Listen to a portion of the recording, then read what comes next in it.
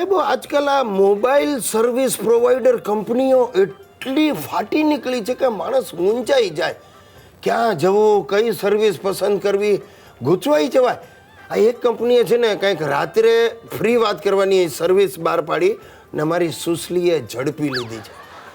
અરે દિવસ આખો સુસલી ગોર્યા કરે અને રાત આખી એના બાપા સાથે, બા સાથે, એના ભાઈ સાથે ગપાટા માર્યા કરે. અને હું કાંઈ બોલવા જાઉં મને તો ગાંઠતી જ નથી. હમણાંની સવારે વાત કરતો અને એ પણ મારી સાથે ફોન પર જ વાત કરવાની. બોલો, અરે ભાઈ થાકી જવાય આ ફોન. હાલો પાછા ફોન કોણ? આ જુઓ બાપુજી પણ હવે ફોન પર જ વાત કરે. હા બાપુજી, શું છે, ક્યાં છો તમે? બસ જો આ તારી બાજુમાં જ છું.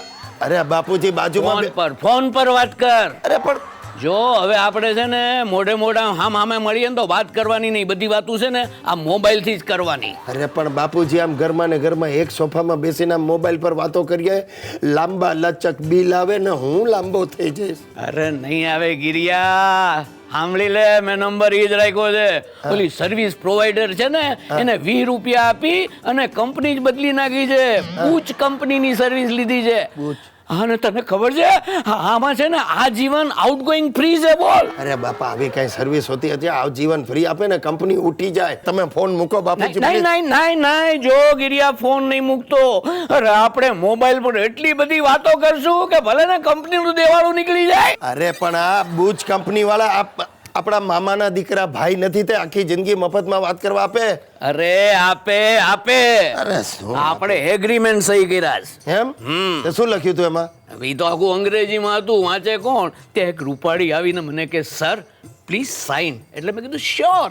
સહી કરી આપી, સર્વિસ ચાલુ. એમ? રૂપાળીએ કહીને સર્વિસ ચાલુ. મને થાય છે હું એ શિફ્ટ થઈ જાઉં બુચમાં. હે હા તો હમણાં રૂપાળીને ફોન કરું, તું સહી કરી નાખ. ને રેવા દે. અસલ આ મેસેજ ફ્રી થયા ને ત્યારથી લોકો સવારમાં ફોનો આવી જાય બધા મેસેજ. બાપુજી જી, તમે મારા ક્રેડિટ કાર્ડનો નંબર ત્યાં ફોર્મમાં લખાવેલો? તો શું કરે, તે મને થોડું ક્રેડિટ કાર્ડ અપાવ્યું છે? હવે તમને શું અપાવે? આ જુઓ મેસેજ આવ્યો છે. મારા એકાઉન્ટમાંથી 1 લાખ રૂપિયા બુચ કંપનીમાં ટ્રાન્સફર કર્યા છે. તમારી આજીવન સેવા માટે લાઈફ ટાઈમ ડિપોઝિટ આ બુચ કંપનીએ મારી દીધી. બુચ મારી. હમણાં ગયા અઠવાડિયે બહુ મોટો ચમત્કાર થઈ ગયો. એક અજબ ઘટના બની ગઈ. શું? મારી વાઈફ સુશીલાએ 25મી વાર રક્તદાન કર્યું. બોલો. એટલે અમારી સોસાયટીએ નાનકડો મેળાવડો ભરીને એનું સન્માન કર્યું. સેક્રેટરીએ ભાષણ આપ્યું કે સુશીલા બેને 25મી વાર લોહી આપ્યું, રક્તદાન કર્યું. એનો યશ ગિરીશભાઈને જાય છે. બધાએ તાળીઓ પાડી. મેં કહ્યું ભાઈ ઉભા રહો, આમાં મને શું યશ? મને કે કેમ નહીં ગિરીશભાઈ, આ તમે લોહી પીવા દીધું તો ભાભીએ 25મી વાર લોહી આપ્યું ને. અને લોકોએ વધારે જોરથી તાળીઓ પાડી. બોલો. આવું છે ભાઈ જીવનમાં. કરે કોઈ ને ભોગવે કોઈ. પણ હું તો ભોગવતો જ આવ્યો છું. લગ્ન પછી નહીં, લગ્ન પહેલા મેં ભોગવ્યું છે આ સુશીલાને લીધે જ. અરે ભાઈ નવી ઓળખાણ થઈ ને અમારા એન્ગેજમેન્ટ થયા ને પછી 1.5-2 મહિનો અમે સાથે ફર્યા. તે એક દિવસ મેં કહ્યું ચાલ સુશી આપણે મેટીની શોમાં પિક્ચર જોવા જઈએ, શોલે. મને બધા ડાયલોગ મોડે. મને કે આ જઈએ પણ એક શરત. મેં કહું શું? મને કે ટિકિટ તો હું જ લઈશ. મેં કહ્યું સારું. મેં કહું સાંભળ, ખૂણાની 2 ટિકિટ લેજે. ખૂણાની. કે એમાં કેવું ન પડે. તો ટિકિટ લઈને આવી. અમે અંદર ગયા શોલેમાં. થોડા મોડા પહોંચ્યા. ગબ્બરનો સીન ચાલે. જેવા એન્ટર થયા અંધારામાં પેલો શોધ કરે.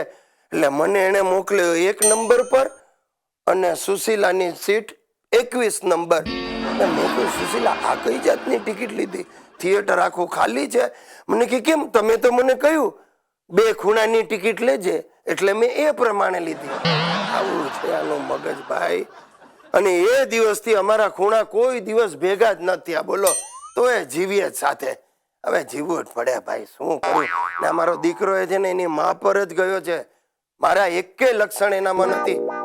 હમણાં ગયા અઠવાડિયે બાલદિન હતો, નેરુ ચાચાની વરસગાંઠ. તે અમારા હિતિયાની સ્કૂલમાં કંઈક મોટું ફંક્શન રાખેલું. બધા મહાનુભાવોને બોલાવ્યા ને પછી બાળકો જઈને એને હાર પહેરાવે ને સાલ ઓડાડે. તે અમારા એરિયાના MLA ખરા ને એને સાલ ઉડાડવાનું કામ અમારા હિતિયાને સોંપેલું. મેં કહું ભાઈ સારી વાત છે, એટલે આપણે ગોઠવાયા જરા ઇસ્ત્રી ટાઈટ કપડાં પહેરીને.